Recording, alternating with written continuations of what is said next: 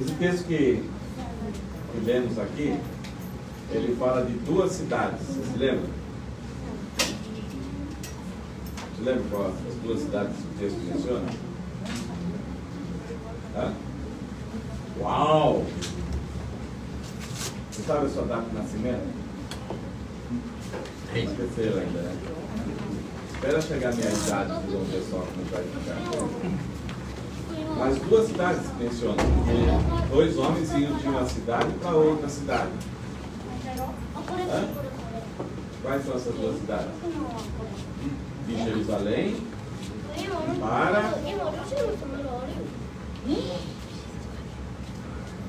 para Emaús.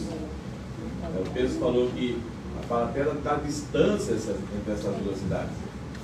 10 quilômetros, ou quase 10 quilômetros, mas eles arredondaram para 10 quilômetros aí.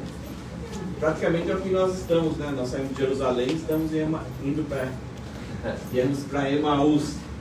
Mas esse é um dos textos mais bonitos, simples, bonito.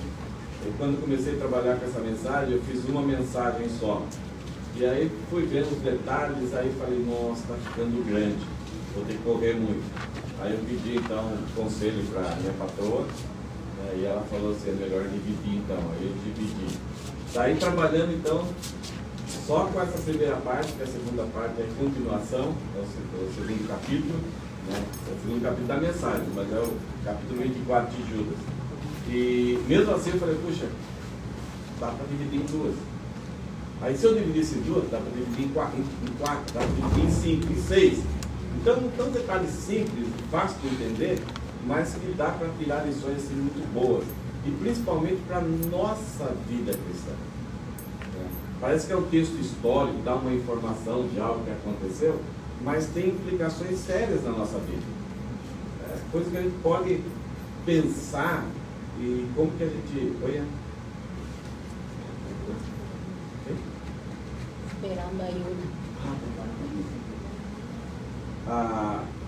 Então, afeta a nossa vida, fases da nossa história, principalmente o nosso caminhar com Deus. Essa primeira parte é uma identificação do problema. A segunda parte é a solução do problema. Como que nós podemos entrar na situação e no domingo que vem, então, tem a solução. Então, por favor, não percam no domingo que vem, senão vocês vão ficar sem a solução, sem o remédio. E podem usar aí, podem viver frustrados para sempre, e não ter uma vida bem produtiva e resolvida. Porque esse é o ministério de Deus, Ele quer resolver a nossa vida. Não somente a nossa vida eterna, de salvação eterna, mas Ele quer que, ao caminharmos aqui, nós frutifiquemos e tenhamos uma vida abundante. Que não sejamos somente instrumentos na mão dEle, para trabalhar para Ele, para se devotar para Ele, para suar por Ele. Mas Ele quer que, ao fazer isso, a gente tenha uma alegria de ter esse privilégio e a alegria de uma vida assim, transbordante, uma vida com propósito, uma vida com direção, uma vida com esperança, mesmo diante das dificuldades que nós temos aqui. O título dessa mensagem, então, ela fala o seguinte: o caminho ao ocaso ofusca a nossa visão de agir de Deus. Legal, Fabiano? Fabiano sempre fala, pastor, você usa umas palavras, mas uma das coisas que eu gosto não é dificultar, não é mostrar que eu sei. Tem palavras que eu falo assim, como que significa isso? Aí eu vou lá, palavras que começam com P, ou D, alguma coisa, ou o significado da palavra, aí eu vejo, encaixa certinho. E ao mesmo tempo que eu aprendo, eu também quero que vocês cresçam no vocabulário. E essas palavras, por serem diferentes, a gente vai esquecer. Eu acho, tenho certeza que vocês vão esquecer. Puxa, qual é a palavra que o pastor falou aquele dia? Mas se você não esquecer, é mais uma palavra. Então, quando você estiver conversando com alguém, ou memorizar, eu não me lembro direito da mensagem, mas aquela mensagem falou do ocaso. Ocaso é uma só palavra, não é quando ele fala, o caso do Fernandinho Beiramar, não, é uma palavra só. E aqui está, o caminho ao ocaso. Então, em direção ao ocaso, ofusca, todo mundo sabe o que é, né? Quando você está andando assim, tem aquele farol assim, e eu tenho dificuldade de dirigir à noite, né? Então, qualquer farol, qualquer luz assim, eu fico, né? O que tem ali pela frente? Então, ofusca a nossa visão do agir de Deus. que essa frase está querendo comunicar para nós? Está falando que algo, quando a gente está caminhando para uma direção que tem um ocaso, isso pode acontecer que a nossa visão não enxergue bem o agir de Deus. Nós enxergamos, e geralmente a gente faz isso, né? Ou colocamos, quando você está caminhando, tem uma luz muito forte, assim, ou o sol mesmo, né? Você coloca a mão na frente, ou baixa o quebra-sol ali, ou até coloca a mão e baixa, sempre esperando para ver o melhor possível, o mínimo possível para você seguir naquela direção. Então, essa frase está dizendo que tem algo que quando a gente caminha nessa direção, ela pode fazer com que a gente não enxergue bem, e não enxergando bem, a gente não compreende bem, e não compreendendo bem, você não entende bem, não interpreta direito. E aí, ou você diminui a velocidade, ou você não enxerga claramente e corre grandes perigos. Ou você é abalado, você passa a ter medo, principalmente, você passa a ter sentimentos que são introduzidos na sua mente e no seu coração, e em vez de você ver uma viagem tão tranquila, bonita, assim, né, curtindo a paisagem, você fica apreensivo, nervoso. E se você tem ainda um filho pequeno no carro, isso te dá maior preocupação. Algumas vezes nós paramos até que esse ocaso, né, essa coisa que está ofuscando, possa diminuir, então você seguir em frente. Ok, vamos ver então o que é esse ocaso. O ocaso é o poente. O ocaso é o nome dado para essa direção aqui. Aqui nós temos o nascer do sol, certo? Na área. Você acorda de manhã, o sol vem por aqui. E aqui você tem um poente, é quando o sol baixa. Eu estou gostando muito do local aqui onde eu estou morando agora. Muito gostoso. Nossa, a minha saúde, assim, a minha vontade, sabe? A disposição está muito melhor. Lá era gostoso o lugar, principalmente no pôr do sol. A Rosana todo dia dava uma verificada e se tinha uma oportunidade ela ia tirar uma foto. Eu tirei várias fotos, mandei para vocês, mandei para várias pessoas, porque eu sentia que ele sentiu inveja do privilégio que eu tinha de estar no 13º andar e ver aquelas fábricas e o sol vermelho do Japão, né? Algumas vezes até tirava várias fotos repetidas e mostrava então esse descer do sol, esse pôr do sol. Nós parece que gostamos mais do pôr do sol, não é? Porque eu acho que raramente a gente vê o nascer do sol. Nós temos oportunidade para ver o pôr do sol. Talvez alguns de vocês acordam, atualmente é 5 horas. Teve uns dias que era 4h30 da manhã, o sol já está claro. Agora acho que é umas 5 horas, 5 e pouquinho. Aqueles que acordam aí já começam a ver o nascer do sol. Uma coisa que é interessante que eu não sabia, no Brasil, na passagem do ano, você curte à meia-noite. Então, aquele minutinho ali, você curta, brinda, faz festa. Aqui nós estamos na nossa igreja. Mas aqui no Japão, eles parecem que eles não curtem à meia-noite. Eles curtem o nascer do sol. Então, eles vão lá para os parques e ficam lá e fazem as suas oferendas, as suas rezas. E aí tem, então, é o primeiro nascer do sol do ano. É algo interessante, parece que faz parte da cultura, do pensamento, da filosofia dos povos orientais. Então, o que acontece aqui? Agora, para ficar fácil de entender essa frase. Quando nós caminhamos para o pôr do sol, que é o ocaso, nossa visão fica complicada. Então, quando eu vou para Botucatu, eu tenho que sair de manhã, porque aí eu estava em Atibaia, ia para Botucatu, eu sempre me lembrava, tem que sair de manhã. Por quê? O nascer do sol estava nas costas, então você dirige tranquilo. Algumas vezes, por alguma necessidade ou algum compromisso, eu tinha que ir para lá depois do almoço, ou principalmente no final da tarde. Era terrível. Mesmo que fosse frio, tudo não era um problema de calor. Mas as estradas estavam aqui, o sol, ele se punha assim, bem no meio da estrada. Ficava extremamente perigoso. É justamente isso aqui que o texto vai mostrar para nós. Quando caminhamos a nossa vida assim, em direção ao pôr do sol, pode ser que e na maioria das vezes vai acontecer isso, nós vamos ficar ofuscados e não vamos entender, compreender ou ver claramente o agir de Deus. Algumas vezes podemos ver Deus fazendo as coisas acontecendo, mas vamos achar isso não pode ser de Deus, isso não é de Deus. E até, mesmo que a gente tenha conhecimento da palavra, a gente vai até orar para que Deus remova aquilo, mas é Deus produzindo aquilo. Então, quando estamos de costa para o nascer e em direção ao poente, o pôr do sol, nossa visão é ofuscada. Por que eu estou falando isso? Porque é isso que o texto talvez vai ajudar-nos a entender. Né? O que seria esse caminhar ao pôr do sol? Versículo 13. Vou ler. Vamos ler juntos? Né? Naquele mesmo dia, 2 discípulos estavam indo para uma aldeia chamada Emaús, que ficava a uns 10 quilômetros de Jerusalém, e iam conversando a respeito de tudo o que tinha acontecido. Enquanto conversavam e discutiam, o próprio Jesus se aproximou e ia com eles. Porém, os olhos deles estavam como que impedidos de reconhecer. Não sei se foi no primeiro dia de semana, ou no segundo dia, que era segunda-feira, foi no início da semana. E a semana anterior tinha sido a festa em Jerusalém, a festa do Pães Asmos, que estava dentro da festa da Páscoa.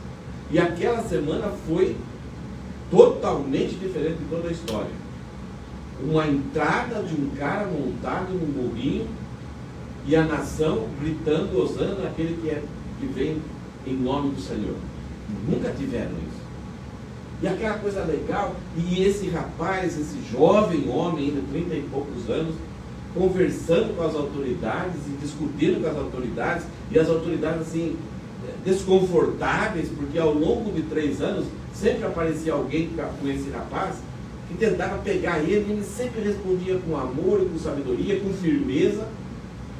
Era um cara que trazia esperança para o povo, fez algumas coisas incríveis, mas de repente ficamos sabendo que ele foi preso de madrugada, julgado totalmente de forma ilícita, tanto pelos judeus como pelos romanos, que se vangloriaram de ter uma lei justa, e de madrugada já é levado dentro de Pôncio Pilatos, inventam histórias mentirosas sobre ele, surram ele, às 9 horas da manhã ele está pendurado na cruz, às 3 horas ele morre, na festa da Páscoa. E muitos dos seus seguidores estavam ali, e totalmente assustados. O que está acontecendo? Ontem estávamos com ele, bendito que veio em nome do Senhor. Na quarta-feira aconteceu isso, e agora ele está morto, pendurado. E aí 2 homens tiram ele da cadeia e sepultam ele. O que aconteceu? E aí todos eles se separam, vão para lá e para cá, de repente se encontram, até, e de repente 2 mulheres vão ao túmulo e não acham ele. E aí elas totalmente ofuscadas também, vem um homem lá, um rapaz um pouco diferente, pergunta para ele, elas pensavam que era o jardineiro, pergunta para ele, onde vocês colocaram o corpo do meu Senhor? Que era uma pedra enorme, como que alguém teria rolado aquela pedra? E esse anjo fala, olha, ele não está aqui, ele vive. E elas saíram correndo e foram falar para encontraram Pedro e João, que eram os mais chegados de Jesus, e falaram, nosso Senhor ressuscitou. Os 2 saíram numa velocidade, Pedro sai na frente de João atrás, mas aí João fala assim, eu cheguei primeiro, porque ele era mais jovem. Daí quando João chega primeiro, vê o túmulo aberto e fica meio receoso, mas Pedro com toda a coragem entra lá e vira o pano dobrado. A ideia do costume da época, se o pano está dobrado, isso é, eu voltarei. Era um costume que os homens ricos que estavam na mesa comendo, então quando ele terminava a refeição, ele se limpava e jogava o pano na mesa. Então o servo, os empregados, os garçons desse homem rico, olhavam o pano, sempre ele estava olhando o pano. Se o pano estava jogado na mesa, eles iam lá e então retiravam tudo. Mas se o pano estivesse dobrado e aquele homem tivesse saído, significava, eu não posso mexer, ele vai voltar. Então até nisso, nesses pequenos detalhes culturais da época, Jesus comunicava as coisas. Então quando Pedro olha aquilo lá, ele não está aqui, mas pano dobrado, o que significa? Ele vai voltar? E aí eles ficaram escondidos, medrosos, apavorados, porque começou a surgir acusações de que eles tinham roubado o corpo de Jesus. E aí as multidões, as pessoas que vieram de outras cidades, começam a voltar para casa. E aqui nós temos dois homens voltando para Emaús, um vilarejo perto de Jerusalém. Que, num certo sentido, Jerusalém está aqui, Emaús está aqui. Então, o pôr do sol é aqui. Eles estão caminhando de Jerusalém para lá, e nesse pôr do sol, então, bem na sua frente, eles caminham assim com a cabeça para baixo, vendo os pés.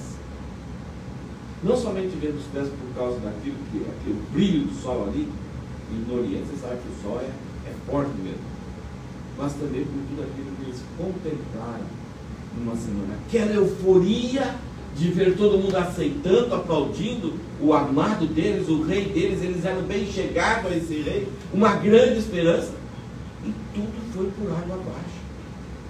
Agora ele está enterrado. Nós falaram que ele não está, então alguém deve ter levado o corpo dele. As mulheres falaram que viram um anjo, mas Pedro chegou lá e não viu nada. Quanta confusão, quanta dúvida. E olha o texto aqui. Fala que eles estavam se distanciando de Jerusalém. Estavam virando as costas para Jerusalém.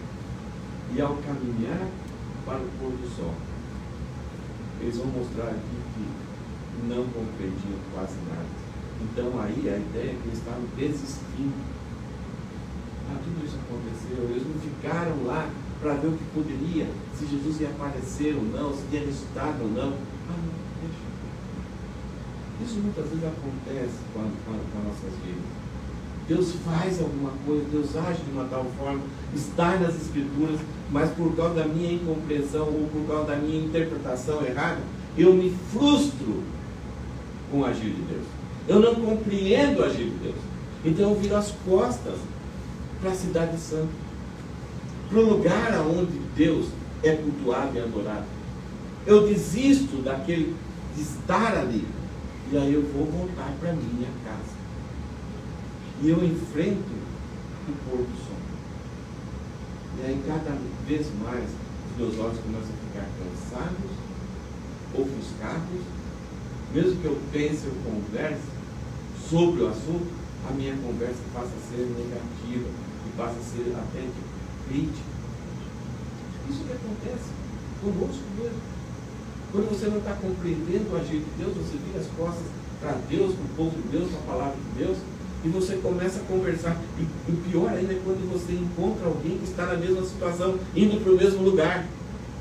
Porque essa conversa só vai somar as dúvidas, os desconsolos, a desesperança. Agora, quando a gente encontra alguém no caminho oposto, essa pessoa vai nos corrigir. Nós não gostamos. Mas é uma bênção quando alguém... Por que você está indo nessa direção? Então esses homens, vai falar assim, iam conversando a respeito de tudo que tinha acontecido. Que tristeza que estava. Enquanto conversavam e discutiam, eles batiam boca entre eles. O judeu, ele é muito forte nesse sentido. Ele, enquanto ele não estiver convicto, ele vai ali conversar, e não somente conversar, mas levantar o assunto, mas ele vai manter a sua opinião até que, ou seja convencido, até que convença o outro. Parece uma briga quando o judeu trata de algum assunto. Ele não está brigando com você, ele está brigando com as ideias. Ele para o judeu não tem essa ideia, para o povo bíblico não tem essa ideia. Pode ser que eu esteja certo, eu tenho a minha verdade e você tem a sua verdade. Para eles existe só uma verdade. Então, enquanto nós não chegarmos ao ponto da verdade, nós vamos debater. E aqui eles faziam isso diante de tudo aquilo que tinha acontecido. Mas o versículo 16 fala: porém os olhos deles estavam como que impedidos de reconhecer quem chegou ao seu lado. O versículo 15 fala: enquanto conversavam e discutiam, o próprio Jesus se aproximou e ia com ele. Estava quase anoitecendo, é muito costumeiro assim, pessoas que veem alguém lá se aproximar para caminhar junto, para evitar um assalto, alguma coisa. Então, uma pessoa sozinha, ela fica muito fragilizada, fica muito vulnerável. Então, geralmente você quer encontrar alguém. E quando estamos virando as costas para Deus, a palavra do povo de Deus, nós vamos querer encontrar alguém que esteja seguindo o mesmo caminho, para nós termos esse apoio para irmos ao encontro do pôr do sol. Não é assim? Já reparou? E quando estamos indo para baixo, a gente precisa de alguém que nos apoie para ir junto. A gente não vai procurar pessoas que talvez discordam da gente, mas a gente vai querer estar junto. E a gente vai bater, discutir, para dar a ideia que a gente está certo naquilo que estamos fazendo. E esses homens não estavam conseguindo entender. Então eles estavam se distanciando e eles estavam desistindo do lugar que Deus estava agindo. O versículo 17 ao 18 fala que mostra que eles vão estar desconsolados. Eles vão estar decepcionados. Quando nos distanciamos e quando desistimos, em vez de ficarmos animados, encorajados e termos força, nós cada vez mais vamos ficar desconsolados e decepcionados. O sentimento que vai aflorar e vai alimentar a nossa vida é desconsolo e a desconfiança, a decepção. Veja o versículo 17. Então, Jesus chega ali e começa a andar junto com ele. Eles não reconhecem Jesus. Talvez a claridade do pôr do sol ali está, né, o olho fica, o filho fica pequeno. Então Jesus, ele não percebe, olha que tristeza, ele não percebe que Jesus está do lado dele. Que tristeza. Porque estavam caminhando ao pôr do sol. E aí Jesus pergunta para eles: o que é que vocês estão discutindo pelo caminho? Jesus não sabia? Está sendo tudo. Mas ele levanta a questão.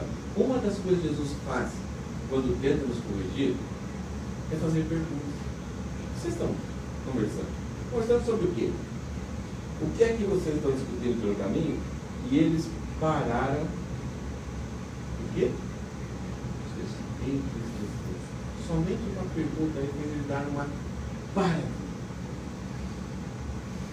Seu conflito.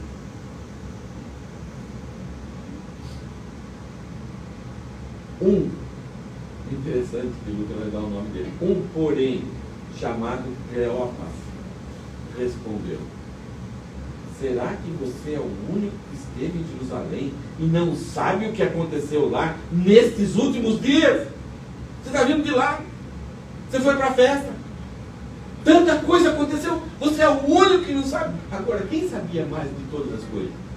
Não somente porque é Deus, mas porque passou todos os eventos, envolveu a sua mente, o seu corpo, o seu espírito, as suas emoções.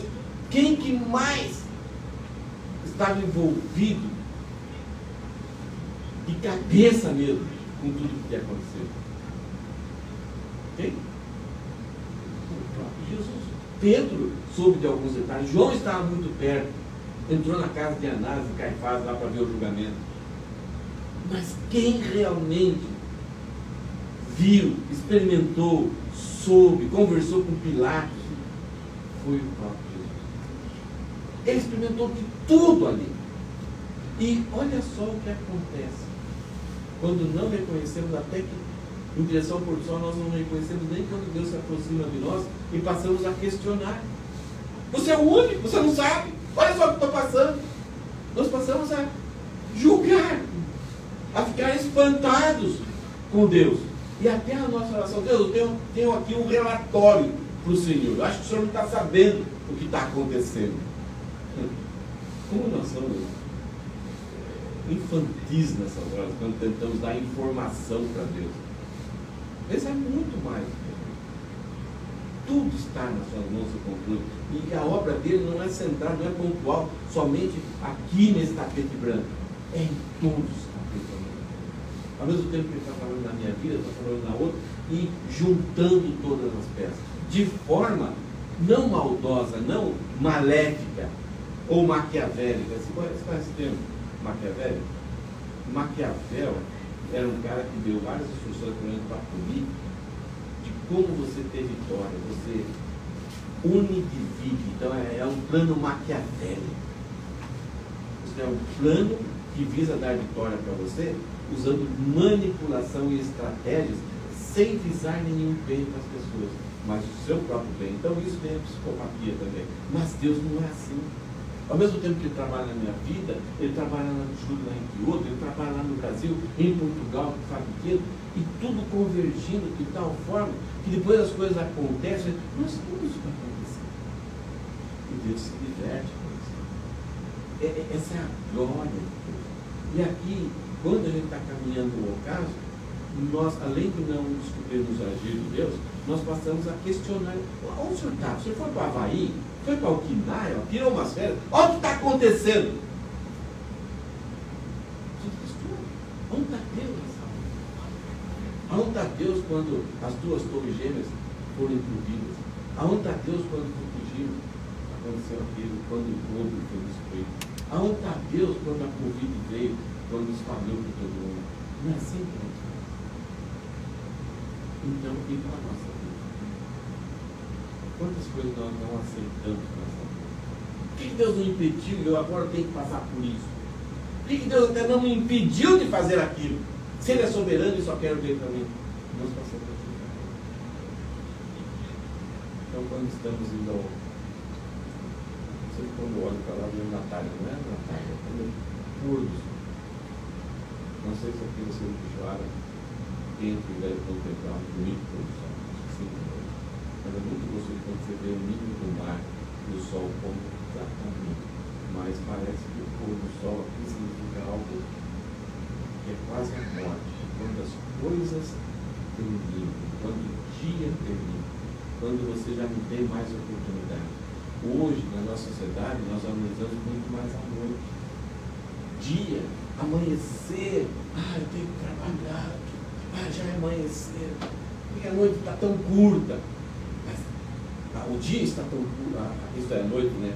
E logo amanheceu o dia. Mas a gente fica contente com a noite, porque a noite, por causa da necessidade da tecnologia hoje, a gente fica empolgado, porque tem muitas oportunidades para se divertir, sair, ir para restaurantes. Então, a tecnologia, a eletricidade, a modernidade transformou a noite em algo prazeroso. Mas naquela época, aquela cultura,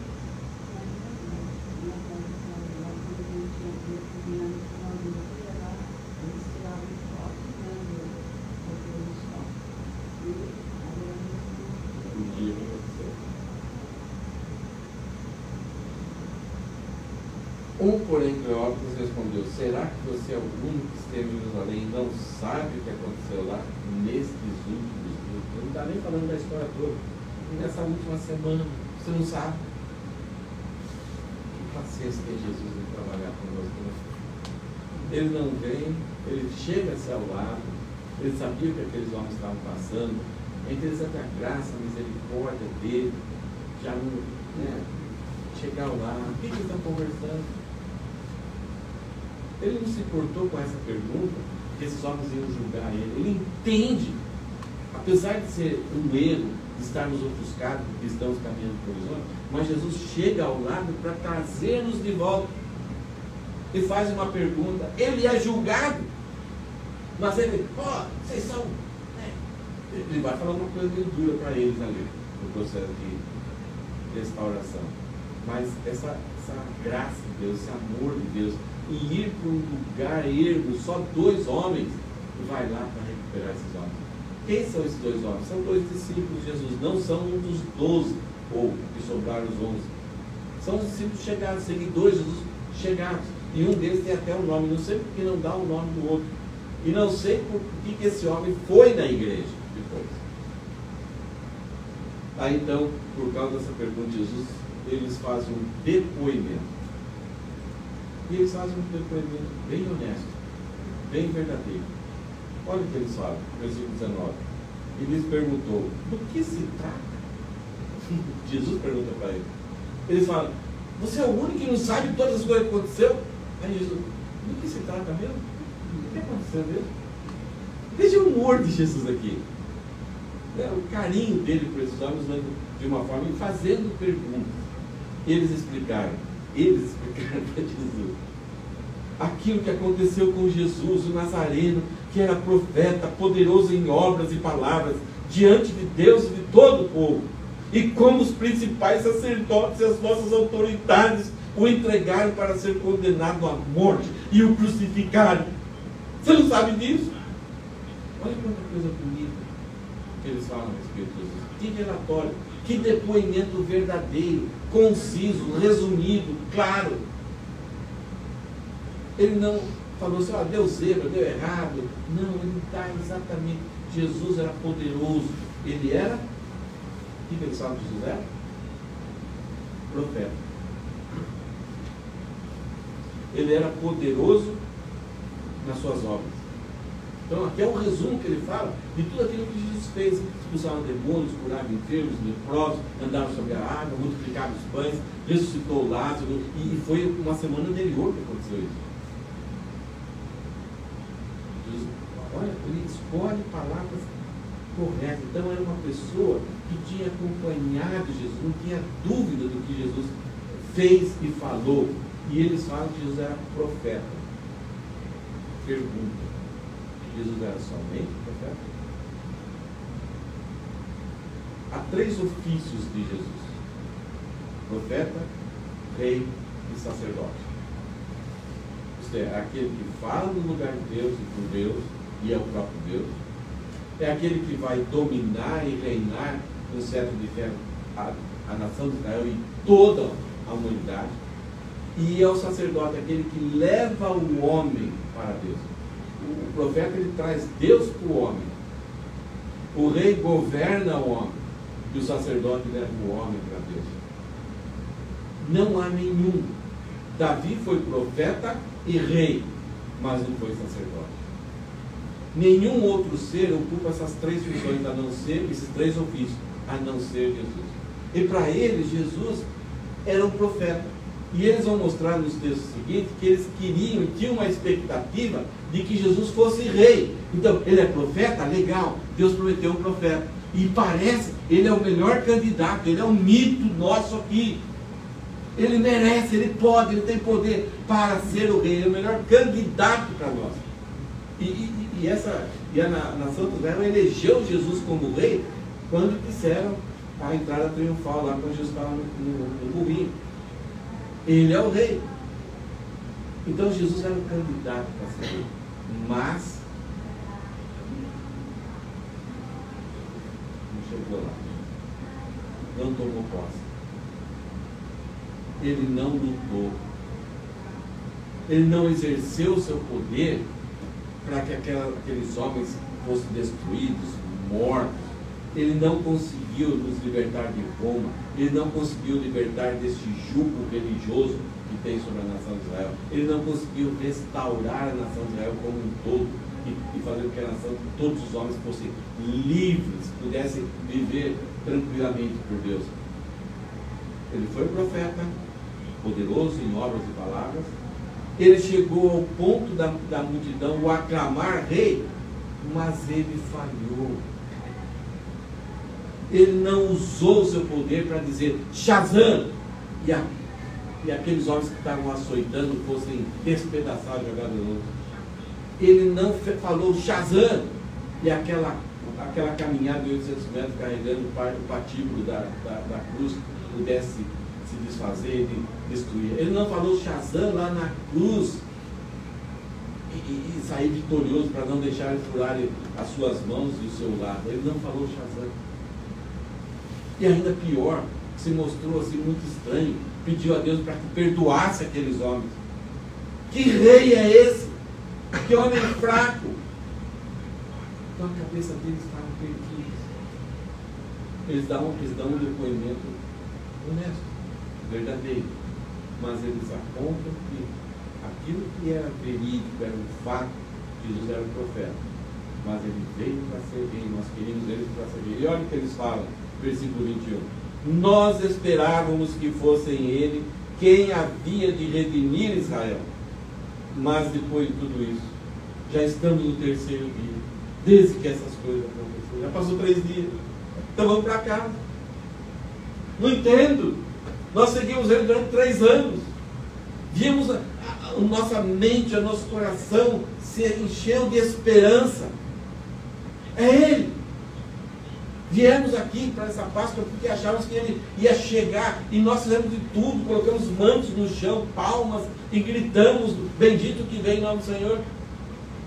para terminar isso. E ainda eles falam, olha, foi tão terrível que parecia que poderia acontecer um revertério, uma reversão. Mas já faz 3 dias, olha o que eles falam. Então eles estão desiludidos, eles estão desesperançosos. Imaginam quantos sentimentos intrusos estavam dentro. E eles estão caminhando por caso. Jerusalém está para trás. Vou voltar à minha vida de sempre. E agora com vergonha e com medo. Porque durante 3 anos devotaram tempo da sua vida para seguir um rapaz que não deu em nada. Como é difícil você ter aquela esperança de que algo vai acontecer. Você se alimenta, você sonha, você planeja, você fica assim empolgado. E traz até prejuízo para você. Você está com vontade de alugar um outro apartamento, então você fica lá, pega documento aqui, corre ali, tal, e chega lá, não vai dar certo. Aí de repente manda um H para você, vem conversar com a gente. Desculpa, não deu certo. Isso é coisas básicas. Agora, não se compara à esperança que eles tinham de que um dia Deus enviaria alguém para ser profeta e rei. Além disso, eles estão duvidosos. Versículo 22. É verdade também, né? Que algumas mulheres do nosso grupo nos surpreenderam. Ele estava quietinho, amuado, com medo, fechados, trancados. De repente, num domingo de manhã, as 2 mulheres chegam lá e nos surpreendem. Ei, pessoal! Indo de madrugada ao túmulo, nós fomos terminar o serviço de sepultamento lá, que se fazia com o corpo da pessoa que tinha morrido. Indo de madrugada ao túmulo, bem de manhãzinha, e não achando o corpo de Jesus. Veja como eles resumem tudo isso. Voltaram dizendo que tinha tido uma visão de anjos. Elas viram os anjos. Os anjos afirmaram que ele vive. Como assim? A gente viu ele morrer. É impossível alguém sobreviver. Ele já devia até morrer até na surra. E ele aguentou. E às 3 horas da tarde ele expirou. Ele deu aquele sopro aonde o seu corpo morreu. De fato, alguns dos nossos, ele está falando de Pedro e João, foram ao túmulo e verificaram a exatidão do que as mulheres disseram. Foram verificar. Mas não viram. Saíram com alimento. Então perderam a esperança, de repente chegam as mulheres, eles aumentam a esperança novamente, vão lá, mas a gente cuidar dessas mulheres depois. Quando Pedro e João voltam, e daí? Encontramos. Agora pior ainda. Porque vão nos acusar que nós roubamos o corpo dele. Então eles não estão conseguindo entender esse agir de Deus. Primeiro, que era necessário que o Messias morresse.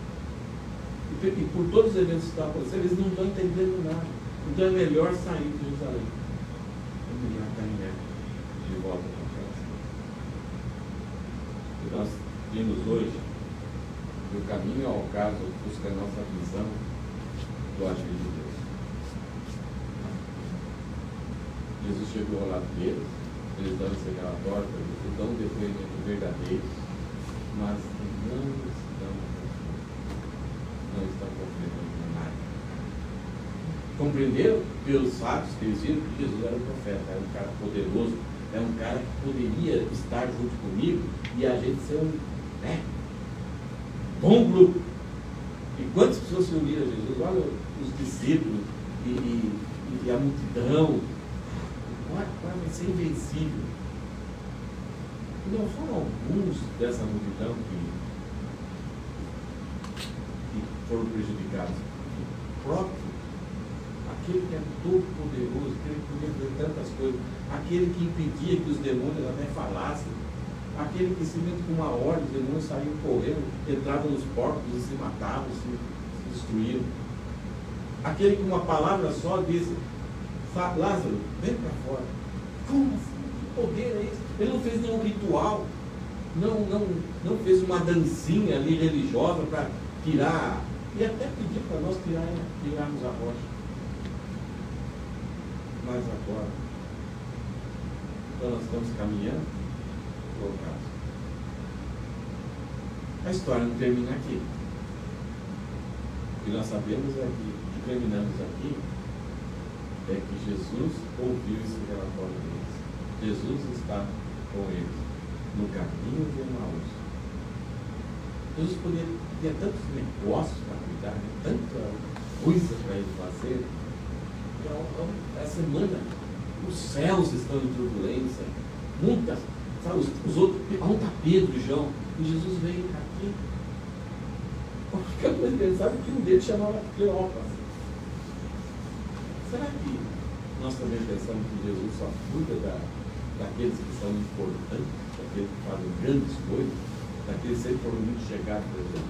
Ou Jesus cuida dos picaretas, do Zé Mané, quando ele sabe que a gente precisa de restauração, quando ele sabe quando a gente está indo ao ocaso, quando a nossa compreensão do agir de Deus está ofuscando o nosso entendimento.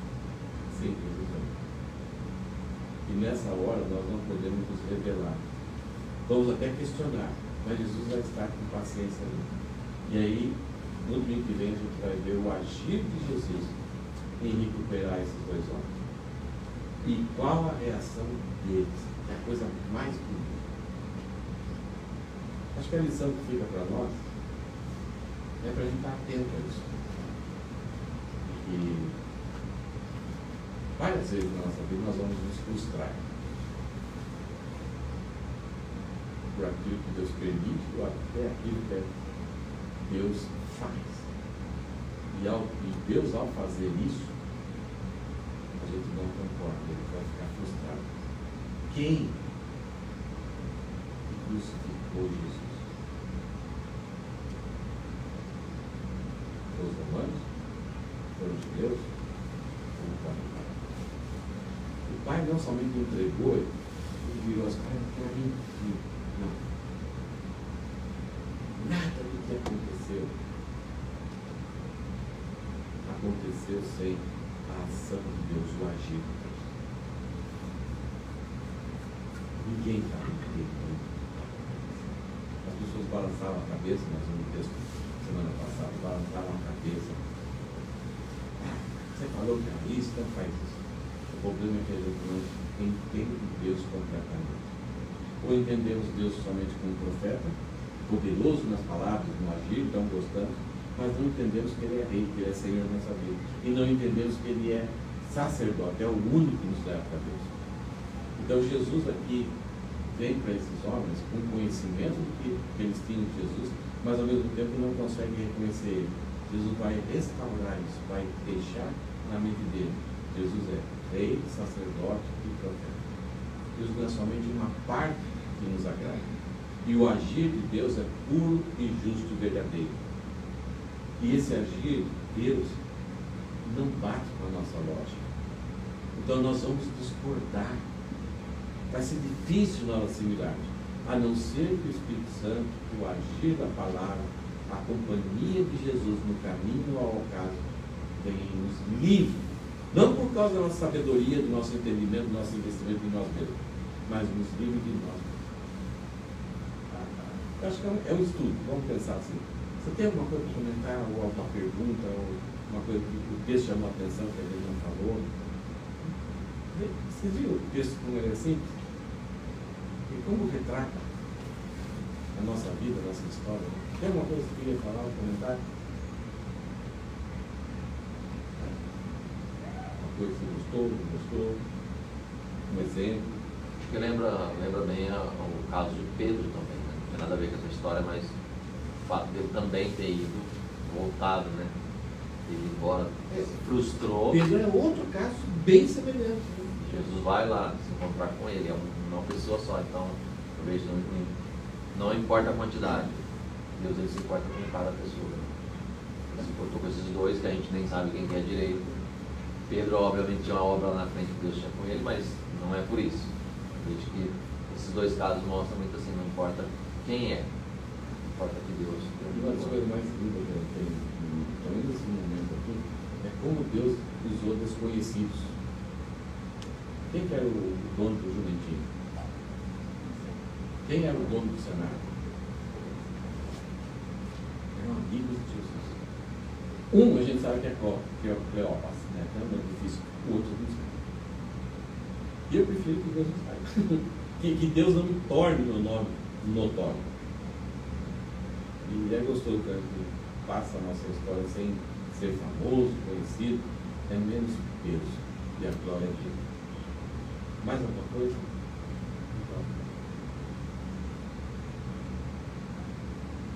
Aí depois que tudo isso acontece, você lê o texto, eles perseveraram unânimes na oração, ali até que a promessa de Deus não foram mais para nenhuma cidade. Jesus vai falar para eles, né? O texto que vocês estão falando. Permaneça em Jerusalém, eles permaneceram. Até que do alto. O primeiro dia ficaram, você vai vir? Está para acontecer. 2 dias, 3 dias, não. Mas eles foram obedientes e permaneceram em Jerusalém. É ali, permanecer no lugar e com as pessoas que estão aguardando obedientemente a palavra. O grande perigo é quando ele se junta a pessoas que também estão em ocaso. E aí um alimenta o outro e um dá aquela paz perigosa. Eu estou certo. Essa paz de quando a gente se junta com outras pessoas para conversar, para se justificar, nos sentimos vítimas, e tudo não está errado, Deus está errado, a igreja está errada, os pastores, qualquer pessoa, dizer, o povo, aquele que está ligado a Deus está errado, o lugar está errado. Quando a gente se junta com pessoas que vão nos alimentar, trazer essa paz, vão justificar o meu caminho por caso, isso é muito perigoso. E o papel nosso é fazer o contrário. Chegar ao lado de pessoas que estão indo por caso e falar, onde está indo? O que você está falando? Fazer a própria pessoa perceber como o sol poente está atrapalhando a visão. Mais alguém? Aqui essa foto, vocês sabem de onde é? A primeira foto do título da mensagem é o poema, né, o caso, aquele caminho, e quando o sol baixar um pouquinho mais, aqui, ó. Quando o sol baixar um pouquinho mais, fica difícil. A última foto é o nascente. Sabe de onde que é? Tuliçano é onde? Perto do Chicorinho? Não, aonde eu... o sol está nascendo naquela região, mas aonde eu estou é um parque aqui perto do Tufo. Então, lá. Chama lá? É aquele parque onde tem País do Canoa ali, né? É ali? É perto do Canoa. É onde tem aquelas churrasqueiras ali, né? Quando eu estava passando assim, o sol estava começando a nascer. Aí você vai perguntar, o que você está fazendo 5h10 da manhã? 5h30 da manhã. Aqui eu fui fazer sorrir ali no Baiacha. E aí quando eu fui conhecer esse parque, né? E estava escuro, mas foi muito lindo, né, a foto do nascer. Olha só que coisa interessante. Números,